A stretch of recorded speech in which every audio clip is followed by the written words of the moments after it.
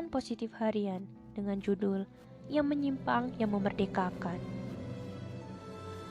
75 tahun yang lalu, akhirnya negeri ini mengumandangkan kemerdekaannya. Poros eksis dihajar habis oleh sekutu. Jepang dibom atom 2 kali. Celah sejarah ini mendorong anak bangsa untuk merdeka segera. 75 tahun yang lalu, lahirlah Indonesia. Dari sudut pandang keragaman etnis dan kerajaan lokal, kejadian lahirnya Indonesia ini sesungguhnya mustahil. Tidak mudah menyatukan Nusantara yang majemuk untuk kemudian menjadi satu bangsa besar.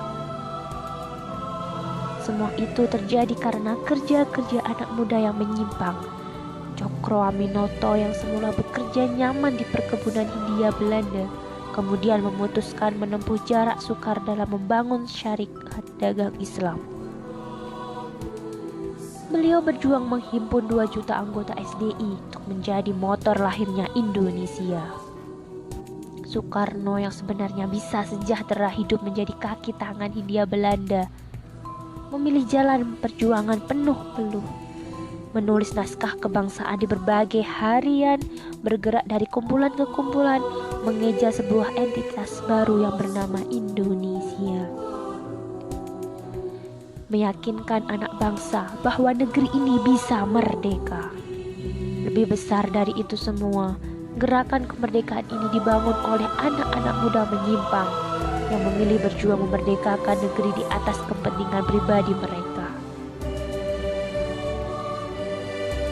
Para pejuang muda revolusi itu dominan berada pada rentang usia 15 hingga 35 tahunan.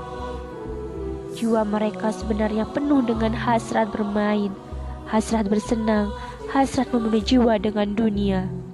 Namun, para pejuang revolusi ini memang mengalami gangguan pikiran. Ya, pikiran mereka menyimpang. Mereka memilih membunuh hasrat bersenang dan mengisinya dengan hasrat berjuang.